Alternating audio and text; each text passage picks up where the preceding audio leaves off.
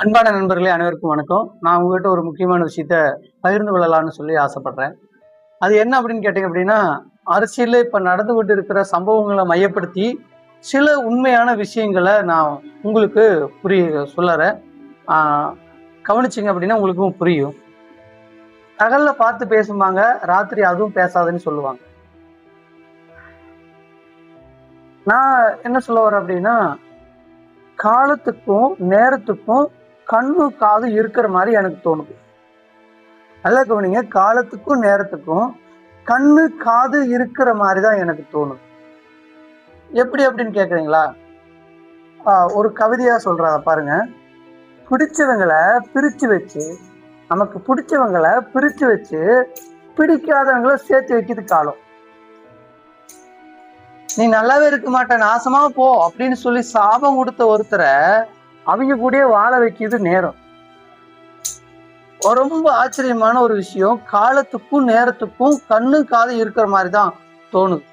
நீங்க ஒரு பஸ்ல போறீங்க, ஒரு டிராவல்ல போறீங்க, நடந்து போறீங்க, ஆனா எல்லாமே உங்களை அழைத்து செல்கிறது அப்படிங்கிற ஒரு விஷயம் எனக்கு தெரியற மாதிரி தோணுது. இன்னமும் ஒரு விஷயத்த தெளிவா சொல்லணும் அப்படின்னு ஆசைப்பட்டான். இப்ப பாருங்க, நம்ம முன்னாள் முதலமைச்சர் திராவிட முன்னேற்ற கழக தலைவர் மு.க. ஸ்டாலின் அவர்கள் பிரச்சாரத்தின் போது நிறைய முறை நிறைய இடத்துல எடப்பாடி பழனிசாமி அவர்களை எப்படி பேசினாங்க அப்படின்னா, 10 தோல்வி பழனிசாமி, 10 தோல்வி பழனிசாமி, இந்த தேர்தலில் படுதோல்வி அடைய போற 10 தோல்வி பழனிசாமின்னு அடிக்கடி தரம் சொல்லிட்டு வந்தாங்க. எனக்கே ஒரு என்ன, நம்ம அந்த கட்சியா இருந்தாலும் எனக்கே ஒரு மாதிரியா தான் இருந்தது. என்னப்பா சும்மா அவருடைய தோல்வி வச்சே நம்ம பேசிட்டு இருக்கோமே அப்படி. கடைசியில பார்த்தா புதிய கட்சிக்காரங்க, புதுசா வந்த கட்சிக்காரங்க அவருடைய தொகுதியிலேயே முதலமைச்சராக இருந்தவரே ஜெயிக்க முடியாத அளவுக்கு தோல்வி சந்தி. காலம் ஒருத்தருடைய தோல்விய ஒருத்தருடைய சொல்லி நம்ம அரசியல் பண்ணணும் தவறு. என்னுடைய பாயிண்ட் ஆஃப் வியூ. அதே இன்னொரு விஷயம் தெளிவா சொல்ற பாருங்க. நல்லா கவனிங்க. யாரை கொண்டு யாரு காலில் விழுந்து அரசியல்வாதியா முதலமைச்சர் ஆகி ஆட்சி பிடிச்சாங்களோ, அப்படி முதலமைச்சர் ஆனதுக்கு பிற்பாடு யாரை எட்டி உதைச்சாங்களோ,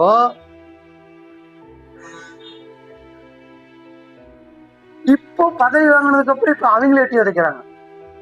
நல்லா கவனிங்க. அதிமுக ரெண்டா உடையுது அப்படிங்கிறாங்க. ஏன்? அவர் என்ன பண்ணாங்க?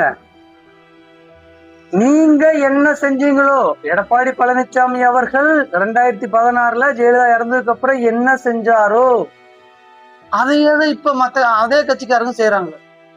எந்த வேறுபாடும் இல்ல. பதவி வாங்கினதுக்கு அப்புறம் எட்டி உதைச்சாரு, அதே வேலை இவங்க செய்யறாங்க. இவங்க செய்யும் போது இது துரோகம் சொல்றாரு, அவர் செய்யும்போது அது புண்ணியம் சொல்றாரு. What is this? காலம். நீ என்ன செஞ்சியோ அதையே தான் இன்னொருத்தரும் உனக்கு செய்யறான். நேரம். அதனால உங்களுடைய வாழ்க்கையில காலத்துக்கும் நேரத்துக்கும் கண் இருக்கு, காது இருக்குது. அதனால சில விஷயங்களை நல்ல விஷயங்களா ஒருத்தரை நான் சொன்ன கவிதைகளை எல்லாம் வச்சு நல்ல முறையா பேசி பழகுங்க, நல்லதை சிந்திச்சு பழகுங்க. ஆனா தோல்விங்கிறது எப்படி வேணாலும் வரும். பட் நம்ம பேசணுதை வச்சு இன்னொருத்தர் செய்யும் போது கால் விழுந்து பதவி வாங்கிட்டு அவங்க எட்டி உதைச்சிட்டோம். நம்ம பெரிய பதவிக்கு வந்தாச்சு. அது எத்தனை நாள் ஆச்சு? இப்ப பதவி வாங்கிட்டு அவங்க எட்டி உதைக்கிறாங்க. நமக்கு இப்ப எப்படி வலிக்கும்? அந்த வழி அவங்களுக்கு இருந்திருக்குமா? நம்ம என்ன அது அது காலம்தான் அப்படி மாத்திக்கிட்டு இருக்குது. ஸோ அதனால நம்ம செய்யற விஷயம் நல்லதா பண்ணுவோம், நல்லா இருப்போம். Thank you very much.